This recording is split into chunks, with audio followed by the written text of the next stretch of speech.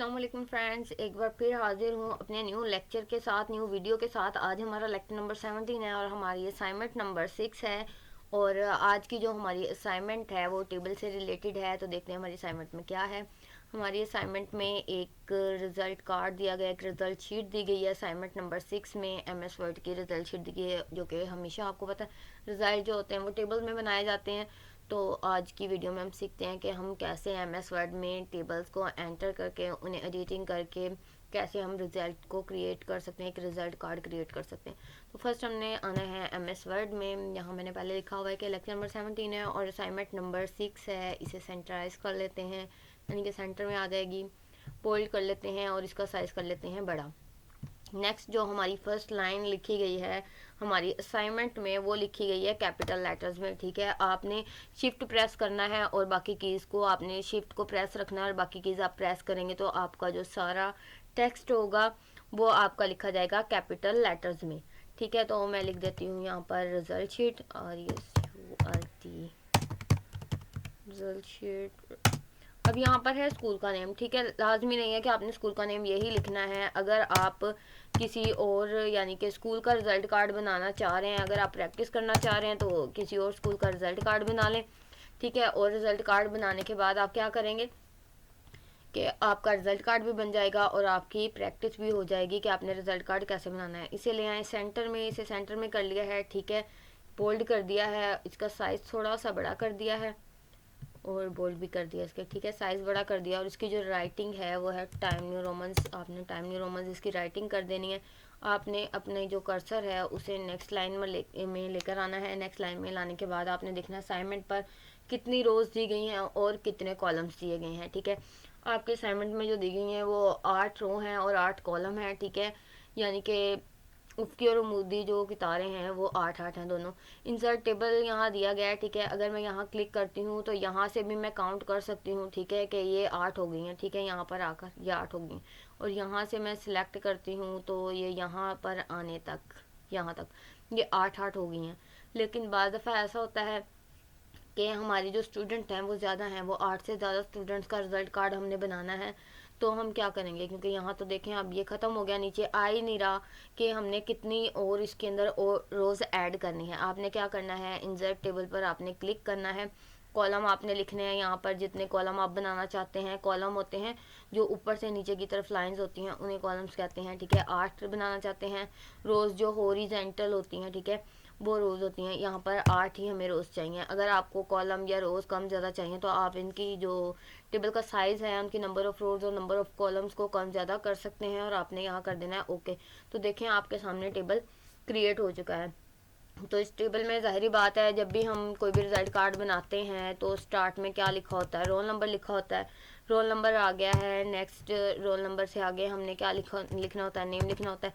अब बात आती है कि हमने नेक्स्ट जो सेल है, नेक्स्ट सेल में क्या कैसे जाना है। ये जो छोटे छोटे ब्लॉक्स बने हुए हैं इन्हें सेल कहते हैं। ठीक है, ये जो एक एक छोटा सा ब्लॉक है ये सेल है। ये अगर ऊपर से नीचे की तरफ हम इसे काउंट करते हैं, ऐसे जैसे मेरा कर्सर मूव हो रहा है, तो ये चीज़ है कॉलम। ठीक है, और ये अगर हम हॉरिजेंटल मूव करते हैं, लेफ़्ट टू राइट मूव करते हैं या राइट टू लेफ़्ट हॉरिजेंटल, यानी कि जो ज़मीन के साथ लेटी होती है, ये चीज़ जो होती है ये रो होती है। अब हमने देखना है कि हमने सेल में आगे पीछे कैसे जाना है। ठीक है, पहली चीज़ ये है कि जो आपके पास एरो कीज़ दी गई हैं उसके थ्रू आप अपने कर्सर को up down left and right लेके जा सकते हैं।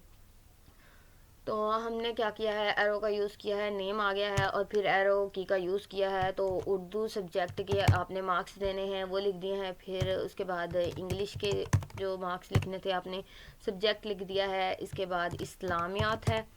ठीक है, इस्लामियात के बाद जो आपका नेक्स्ट सब्जेक्ट आ रहा है वो आ रहा है पाक स्टडी। पाक स्टडीज़ लिख दिया आपने। नेक्स्ट जो आ रहा है सब्जेक्ट वो आ रहा है पर्शियन। पर्शियन लिखना चाहें तो लिख लें या साइंस कर दें, वो आपकी मर्ज़ी है, जो भी आप लिखना चाहें। ठीक है, और यहाँ पर नेक्स्ट आपने लिख देने हैं टोटल। टोटल मार्क्स लिखने हैं। ठीक है, कि कितने कितने टोटल मार्क्स हुए हैं इनके, ये लिख देने हैं। अब आपने क्या करना है, यहाँ आना है, यहाँ पर आपने नंबरिंग देनी है और डाउन की से इनके रोल नंबर्स लिख देने हैं। ठीक है, कि कितने रोल नंबर हैं इनके। ठीक है, 7 तक आ गए, ज़ाहिर बात है 7 तक ही आने थे क्योंकि जो फर्स्ट रो थी वो हमने हेडिंग के लिए यूज़ कर ली है। जबकि हमने 8 रोज़ यहाँ पर पुट की थी। अब यहाँ पर आपने नेम लिखने हैं, स्टूडेंट्स के जो नेम होंगे वो आप लिख सकते हैं। क्या नेम दिया गया है यहाँ, अहमद दिया गया है, साजिद, ठीक है। नेक्स्ट नेम है रहील, इससे नेक्स्ट नेम है रिजवान,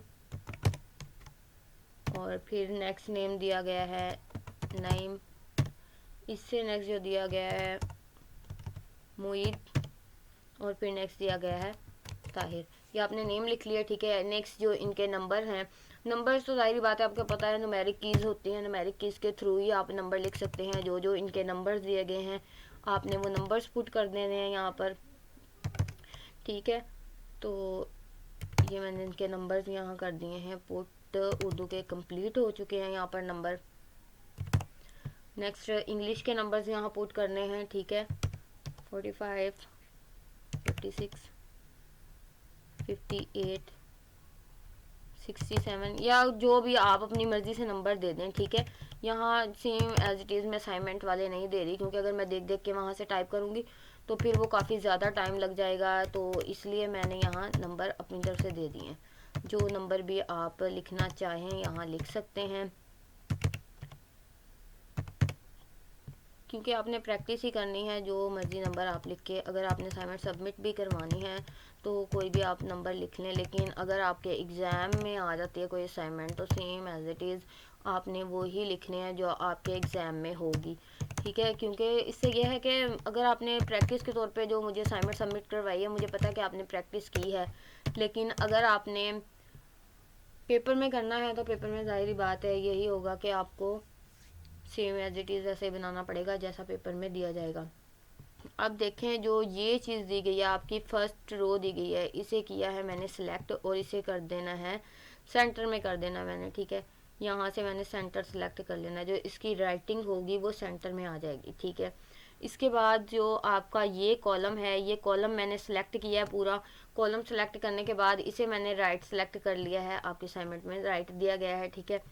और जो सेल आपके नेम का दिया गया है, नेम जो आपके दिए गए हैं वो दिए गए हैं लेफ़्ट साइड पर, ठीक है। आपने लेफ़्ट पर क्लिक किया, वो पहले ही लेफ़्ट पर है, ठीक है। इसके आप साइज़ भी बड़ा छोटा कर सकते हैं, जैसे कि रोल नंबर है, यहाँ पे ऐसे एक एरो आएगा, ये रोल नंबर वाला आप छोटा कर दें तो नेम वाला जो आपके सेल होंगे वो बड़े हो जाएंगे, ठीक है। और जो बाकी आपका यहाँ से ये बाकी टेबल दिया गया है, इसमें उसने क्या किया गया है कि नंबर्स को राइट साइड पर किया गया है, नंबर्स को मैंने राइट साइड पर कर दिया।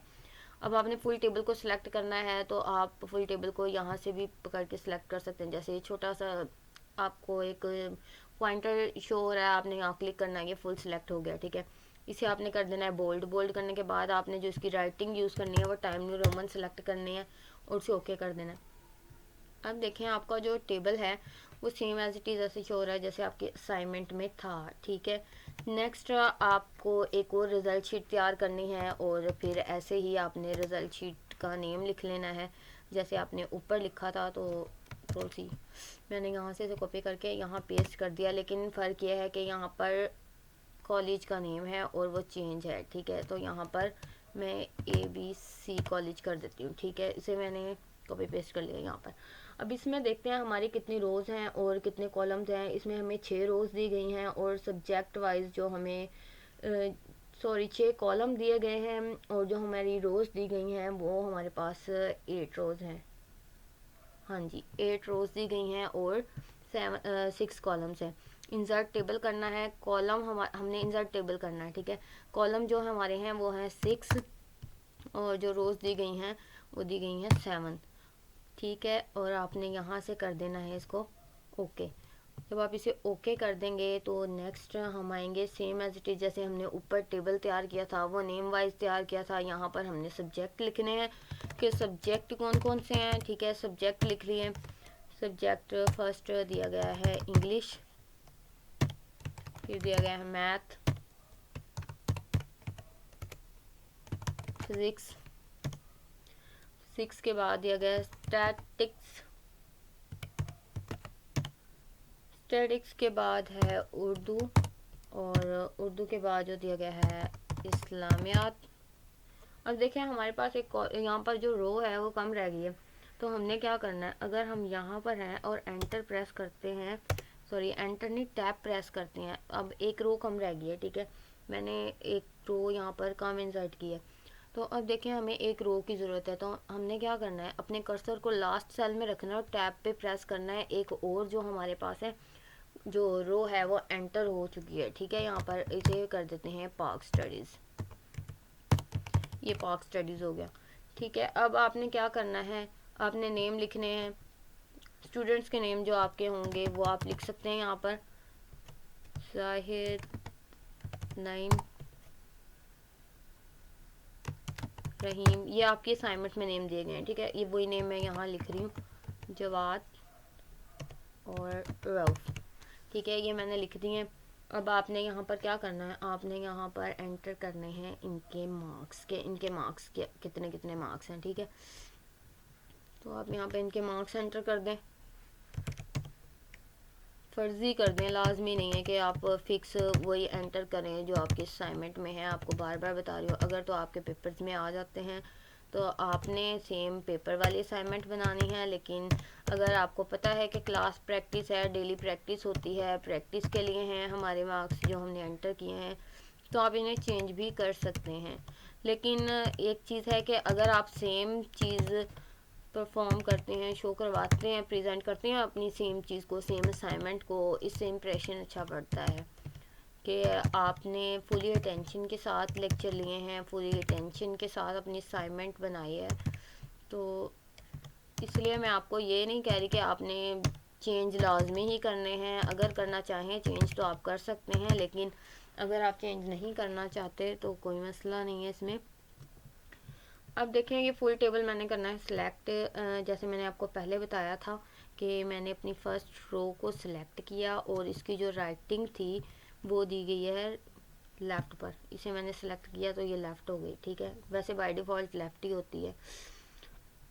अब जो ये चीज़ है हमारी फर्स्ट कॉलम दिया गया है ये भी लेफ़्ट पर ही है बाय डिफ़ॉल्ट, ठीक है, लेकिन हमारे जो मार्क्स दिए गए हैं वो जो असाइनमेंट में है वो राइट साइड पर दिए गए हैं, लेकिन यहाँ पर लेफ़्ट में है, तो यहाँ से मैंने ये सिलेक्ट किया और इसे राइट साइड पर कर दिया। अब मैंने क्या करना है, पूरे टेबल को ही बोल्ड करना है और पूरे टेबल को ही मैंने इसकी राइटिंग चेंज करके इसे टाइम न्यू रोमन्स बनाना है। तो मैं क्या करूँगी, एक एक सेल को या एक रो या एक कॉलम को सिलेक्ट करने के बजाय मैं इस छोटे से पॉइंट पर क्लिक करूँगी, पूरा टेबल सिलेक्ट हो जाएगा। उसके बाद इसे बोल्ड कर दूंगी और यहाँ पर टाइम न्यू रोमन्स लिखूंगी तो इसकी राइटिंग चेंज हो जाएगी, ठीक है। अब देखें आपका एक और टेबल रेडी हो चुका है। नेक्स्ट जो छोटा सा टेबल दिया गया है, school college in different cities of Pakistan, ये दिया गया है। तो यहाँ पर भी हमने एडिटिंग ही करनी है और ये एडिटिंग ऑलमोस्ट सेम ही है जैसे कि आपकी असाइनमेंट में पहले हमने की है, ऐसे भी आप कर सकते हैं। और अगर आप चाहते हैं कि आप फ़ॉन्ट चेंज करना चाह रहे हैं तो आप इसका फ़ॉन्ट भी चेंज कर सकते हैं, डिफरेंट सिटीज़ ऑफ पाकिस्तान, ठीक है। आपने ये लिख लिया है और इसे क्या करना है, सेंटराइज कर लेना है, इसे सिलेक्ट करके सिलेक्ट किया है और इसे ले आए हैं सेंटर में। इसका साइज़ थोड़ा सा बड़ा करना है और इसकी राइटिंग को कर देना है टाइम न्यू रोमन्स और उसके बाद इसे कर देना है बोल्ड। अब देखिए सेम एज इट इज़ जैसे आपके रिज़ल्ट शीट पर शो हो रही है, असाइनमेंट पर शो हो रही है, आपकी जो फ़ॉन्ट है और साइज़ है इतना हो चुका है। लेकिन जो यहाँ टेबल दिया गया है, टेबल में हमारे पास 3 रोज़ हैं, 3 रोज़ के बाद हमारे पास जो कॉलम दिए गए हैं वो दिए गए हैं 6 कॉलम दिए गए हैं। असल में ये रोज़ हमारे पास 3 नहीं है, इसे मर्ज भी कर सकते हैं, ठीक है, मर्ज किया हो तो मर्ज कर लें, अगर नहीं करना तो ऐसे मैं आपको दोनों मेथड बता देती हूँ कि आपने कैसे करना है, ठीक है। इंसर्ट पर क्लिक करना है आपने, आपके जो कॉलम हैं वो 6 कॉलम्स दिए गए हैं, 6 कॉलम्स हो गए हैं, जो आपकी रोज़ हैं वो 3 हो गए हैं, ठीक है। इसे आपने कर देना है ओके, आपका टेबल इंसर्ट हो चुका है, ठीक है। टेबल इंसर्ट होने के बाद आपने यहाँ लिखना है सिटी, सिटी आपने लिख लिया है, लेकिन देखें सिटी के नीचे इसी सेल में एक नेम लिखा हुआ है, तो आपने एंटर प्रेस करना है, तो यहाँ लिख देना है नेम, ठीक है। आपने नेम लिख दिया, उसके बाद ये यानी कि आप इसके जो राइट साइड पे लिखेंगे तो आप राइट साइड पे सिटीज़ के नेम लिखेंगे और जो आपने नीचे लिखना है, नेम के नीचे लिखना है, वो आप लिखेंगे कि वो कॉलेजेस हैं या स्कूल हैं, ठीक है।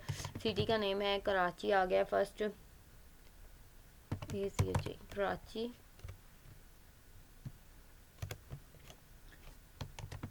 लाहौर, फैसलाबाद,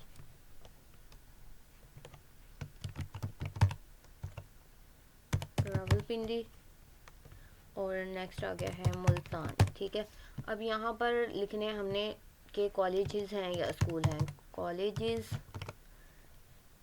ठीक है, और नेक्स्ट लिखने हैं स्कूल्स, स्कूल हो गए। अब नंबर ऑफ कॉलेजेस और स्कूल्स आपने लिखने हैं कि कराची में कितने स्कूल हैं और कितने कॉलेजेस हैं। ठीक है, ये आपको मैंने पहले बताया था। आपने नेक्स्ट सेल में जाना है तो आपने नेक्स्ट सेल में जाने के लिए एरो कीज़ को यूज़ करना है, और इससे फ़ायदा ये होगा कि आपको बार बार माउस पकड़ के अपने एक एक अलग अलग सेल में आपको क्लिक नहीं करना पड़ेगा, और आप क्या करेंगे, एरो के थ्रू जल्दी जल्दी आपने जो भी एंट्रीज करनी होंगी आप वो एंट्रीज कर लेंगे। ये एंट्रीज हो गई हैं कंप्लीट। ठीक है, next same as it is जैसे हमने पहले किया था, पूरे टेबल को सिलेक्ट किया है और होम पर आए हैं, इसे बोल्ड कर दिया है और राइटिंग को इसकी कर दिया है टाइम न्यू रोमन्स कर दिया राइटिंग। ठीक है, टाइम न्यू रोमन्स करने के बाद जो आपके पास दिया गया है कॉलेजेस और स्कूल्स दिया गया है, ये बाय डिफ़ॉल्ट हमारे पास लेफ़्ट साइड पर होता है, तो इसे लेफ़्ट साइड पर हमने कर दिया है, और बाकी जो हमारी ये रोज़ हैं और कॉलम्स हैं इन्हें सेंटर किया गया है, इसे सेंटर कर देना है। ठीक है, और जो यहाँ पर दिए गए हैं ये भी सब हमने करने हैं सिलेक्ट और इसे कर देना है सेंटर में। अब देखें जो आपके असाइनमेंट पर दिया गया था ऑलमोस्ट सेम रेडी हो चुका है। नेक्स्ट आपने क्या करना